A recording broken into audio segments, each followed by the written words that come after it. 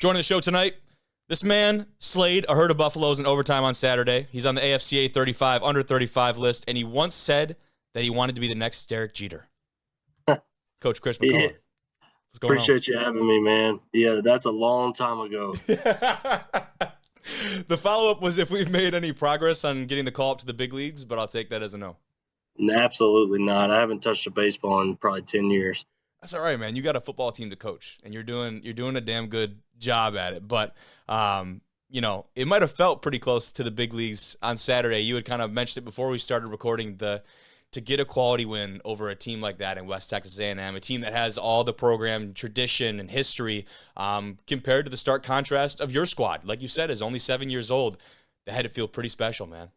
Absolutely. I have a lot of respect for WT and Josh Lynn, the head coach there. Obviously, he's been around the block and made the playoffs, and he's one of the best known coaches out in D2 football. So getting to play at home and having the biggest crowd in 7 years since the first year we had football here.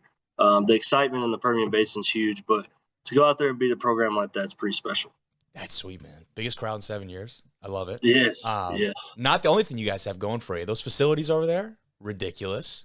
Are you a Yes. frequent visitor in that barbershop you got in the football building over there? I haven't got a haircut since the first game, so I'm kind of once the season starts, I don't cut my hair or trim my beard until after the season's over. I'm gonna say that's like almost what do you call it?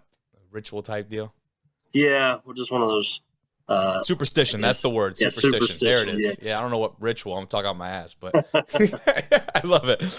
But talk about background a little bit for you. You're brought in this past December, for those of you who don't know yet, as the head coach, 28 years old. We'll talk about the Falcons soon, but 27. Don't give me another year yet. Yeah. 27. Okay. There you go. Okay. There you go. My apologies. But before this, you have the head job at East Central, and you guys lose your first two games, as being the head guy. You go on to win 9 of your next 10. You beat Kingsville in that bowl game.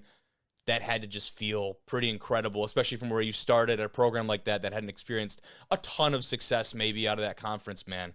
Talk about that before you made your way over to UTPB. Yeah, I was there for 5 years, and when we took over, I think they won 2 or 3 games in 2 years. Yeah. So we went 3-8, 3-8. COVID hit. Went 2-0, beat Texas or Charleston State at their place when they were a top 25 FCS team, and that's what really got the ball rolling. Then we go 7-4. Back last March, our head coach left. I took over the interim title, and like you said, went 0-2. So that's the lowest I've been in my career. It's not even close. Obviously, hearing people say, after this season, you're probably going to be looking for another job. Yep. They're going to bring in somebody else, and then the resiliency of that team finding a way to win the next 6, compete for really a conference title against Ouachita, and be 1 minute shy of winning that game. And then finishing the season strong, beating Texas A&M in Kingsville in a bowl game. We were at the top of, I guess, emotionally that we had felt in years right there. So it was hard to leave that place because we had built it up from basically nothing to being a 9-3 and contending for a conference title probably this year. But when UTPB came calling, it's hard to turn down, like you said earlier, these facilities. But really, this is football heaven. Everybody talks about West Texas football. Friday Night Lights was obviously filmed at Ratliff Stadium, where we're playing at this week, our first game at Ratliff. When you add all that factors in, and then the resources out here, obviously oil money, and the big businesses out here that just want to support football, it's an opportunity you can't turn down. Yeah, that's big, man. And, just touch on that one last time, like getting your first head coaching job at that age and having that, knowing that feeling of, yes, this athletic department and this university in its entirety, like, trusts and believes in you, whether it's interim or not, like, remove the tag, like, you are still, for all intents and purposes, in charge of this football program, this team, these guys, the way that they act on and off the football field. Like, that had to be such a, yes, maybe a weight, but also just a security feeling, like, they really believe me to be the guy to do this. Maybe not when you're 0-2, but at the end of the year, maybe a little bit more confident in you over. That had to be a pretty sweet feeling. Oh, absolutely. And I'll say this, it's that moment being 0-2 and then finding a way to finish the season the way we did and all the adversity we faced. No time in my career from now on will I feel the pressure I felt then. Yeah. So now I'm golden. Like, I know at one point in the next probably 50 years, I'm going to get fired, and that's fine because I felt the pressure that I felt then, 0-2 as an interim coach, and fighting for your job every single week. But the end of the season results where everybody wants you to stay at East Central because obviously you had the best year in 30 years, but then having other programs call you to possibly run their program at the age of 27, a lot of people say something about your age the moment they meet you or the moment they hear that you're only 27 and you're the head football coach. But for me, just like me, by the way, that's one of the first things I said. So we'll just throw that in there. yeah, but for our program, those guys just see it as a guy who relates to them. Oh, yeah. It takes a minute to gain trust, but it doesn't matter if it's a 6-year-old taking over a program or a 27-year-old. There's going to be a little time of 3 to 6 months where you got to build trust and the camaraderie and the family and the brotherhood, no matter what your age is. But once they figure out the real genuine you, all right, then it just rolls, no matter your age. I haven't heard that I'm 27 years old since probably the second month I was here. Good. Because they don't see me as that. They just see me as the head football coach. Hell yeah. That's what you want, man. And you've had time to do that. Like you said, you've come in December and you've had this time to be with the guys through the spring, through the summer, and time to build up that rapport with your guys. That's shown, right? The way that you guys have come out and shown out these last couple of weeks. We can talk more about your squad right now. Saturday in particular, the offense for you guys. The term explosive is used way too far often for teams all over the place. That's what you guys are, I think, and, throw me right into the category. But talk about what enabled you guys, I guess, this weekend in particular, but also just this season, man. You had mentioned earlier your quarterback being able to get out there and extend plays, but what parts of that offense really enable you guys to be on top of these games? Yeah, so I think 4 or 5 starters I've had before at East Central in this offense right now. So they kind of know our lingo, right? It's been a while. Obviously, the quarterback, that was his 40th or 41st start the other night. So he's had a lot of football, right? Hell yeah. But the biggest thing is the weapons around him that we now have at receiver. Jeremiah Cooley is probably one of the best receivers in D2 football right now. He has a touchdown a game. I think he has 5 or 6. And he played that game probably 40 or 30% on his hammy. So for him to go have over 100 yards and a touchdown, and probably should have had 2 or 3 touchdowns, and then Deion Cook on the other side, and then our slots are all great pass catchers. But our fastest kid is 6'5", 220. And runs a 4.3. So we have weapons around Kenny now that I've never had before in the past in my previous institution. So that's where the explosiveness comes from. We played Texas College week 1, and we all know that kind of made headlines, winning 96-0. Yeah. The next week, go and play Western Colorado, who is in the top 15, top 20 right now, and they're rolling. I mean, they're going to face School of Mines in a couple weeks, probably for the RMAC championship. They're a great football team, great coach, and we just started out slow, and we just ran out of time. I mean, we had the ball on the 8-yard line with 3 seconds to go tie it, and we just ran out of time. And then Southwest Baptist, a D2 program, nobody thought we'd score 80 or 90 points again, and we go put up 86 with those explosive receivers that we have. But we're also scoring touchdowns on defense. Our defense, those 2 games, had two touchdowns each game, Texas College and Southwest Baptist. And then this past week, we just started out slow again, just like Western Colorado. The difference was in that 3rd and 4th quarter, our offense lit it up, and we wound up scoring 41 points to win the game in overtime. That's special stuff, dude. That's special stuff. You had said 40-some starts for that quarterback? Yes. I believe it was 40th or 41st start. That's big time. That's big time. We had a dude here, with COVID year, this kid actually had went and gone and played hockey like juniors before his college football days. I don't even know how many times I brought up my man Yale on the pod, but he was a wide receiver here. He was about to be 27 playing in his last year of college ball up here. So he didn't get a head coaching job right afterwards. Walking down the sideline, I hurt just walking down the sideline, so I couldn't imagine playing right now at 27. He'd be in the locker room after games looking like, how LeBron's got like the ice on the knees like that, just every joint, every single joint. Man, well, that's how our quarterback looks right now every single day, just from all the hits he's taken over the years.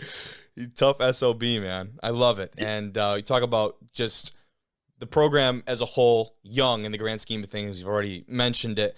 Hadn't had a season with over 5 wins. Here you are, 3-1. The one game, like you said, ran out of time, and it was one of those that really could have gone either way against what you said is a very quality opponent. Not that I'm looking towards the end of the year yet. You're not allowed to. I'm allowed to because I'm a media pundit, idiot, and I get to look at whatever I want. But what do you attribute you haven't done it yet, but starting to lay those first steps of the foundation and flip this program around and get it going in the right direction where you can start to win some of those games like at Western Colorado against some quality opponents in the D2 level?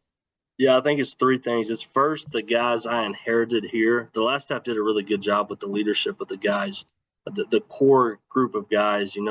Hayden Kelly, our linebacker, he was the first person to text me when I took the job, and he's been our team captain since day one I got here. That's the same with Matt Zubiotti. There was a bunch of quality players already here. All right. There's that group, and then there's a group of transfers I brought in. We had the number one transfer class in the country for Division II. Saw that. And you have to mold those. It's not easy, right? Because you have probably 60 returners, you have 30 transfers, and 30 high school kids all mingling into one team. So finding a way to bond everybody together and to grow that brotherhood and family is essential. But the third thing is having a staff and then having a quarterback like Kenny Hernser that knows the system, knows the culture.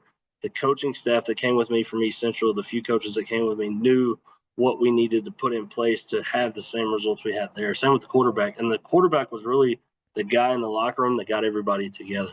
So I personally think it takes about 9 months to a year and a half to really get your culture and a program rolling in the right direction. And it only took us about 6 or 7 months before I felt like, okay, this team can be special. And you still don't know until you play that first game. And then we play Texas College. And after that, you still have this feeling of, I don't know what we are. And then when we go play Western Colorado, we play a terrible first half, and we fight and claw our way back. A team that is only in their first year normally doesn't claw back into a game like that. Same with the West Texas game. You don't find a way to win that game in your first year as a program or as a new head coach. But our locker room and our leaders never had any doubt. So our culture is like a fourth or fifth year culture where it's only year one. So it's pretty special here. That's big time. Yeah. And mentioned the win in the bowl game over Kingsville back before you were with the Falcons. Now, next week, man, you got another squad that's feeling really good about themselves coming into town. Kingsville, been putting squads on notice, just snuck into the top 25. I think they're around like that 20 mark right now. They got a defense that's playing pretty lights out ball. We've had Coach Bish, their DC, on the show before. Talk about another program with a ton of history, tradition. You know what you're getting yourself into Saturday. Tell us about it, man. Yeah, I think when you think about rivalries, right, there's two type of rivals. There's the manufactured rival where it's kind of a location or administration wants you to, that's your rival. Let's make it like that. Like Arkansas, for example. We all know Arkansas and LSU are the true rivals. Well, then they make the battle line rivalry with Missouri. Is that really a rivalry? No, it's makeshift, right? Well, then that's kind of our West Texas game, right? You felt the rivalry, but it wasn't the true rivalry. The true rivalry is Texas A&M Kingsville. Over the last few years, just close games, heat of the moment battles, right? And then I take the job. I was the last coach to beat Texas A&M Kingsville in that bowl game, right? So I quietly circled this on the calendar when I took the job, and I'm sure that staff over there and those players want a little bit of revenge as well. So I'm sure they had it circled for the game this Saturday as well. I have a lot of respect for that staff. Heck of a job what they've done to get Kingsville back on the map after so many years of not being the story tradition program that they've been. I mean, they do have the most Hall of Famers all time in D2 football. Mm-hmm. So they have that rich tradition, but they got it back now. When you look at the film, they're the exact same team we played a year ago in the bowl game. I mean, it's the same players. Amos Coleman, probably the best player in the country in the secondary. He's dangerous when he gets the ball in his hands, so we can't throw picks and we can't kick it to him. But they are so well coached. But what I like about it is this is going to be a physical freaking game. I mean, in the trenches, it is going to be a battle every single play. And our guys are welcoming it with open arms. We can't wait to play on Saturday. Hell yeah. You better deliver one of those pregame, man. Get the boys going. Trust me. Yeah. I've thought about this pregame ever since that win 41-40 the other night. Yeah. As soon as we stepped off that field, all I could think about was Kingsville. That's good stuff, man. Well, that's all I got for you. Good luck surviving that cold front down there. You said it was, what, 90-something? It's only going to be 91 tomorrow. That's a great day. Yeah, only 91. That's just not going to cut it for me, Coach. But really, though, Coach, I appreciate you. Thank you so much for coming in, and, thanks for chatting, man. Thanks for having me, man. Of course. Have a good one. You too.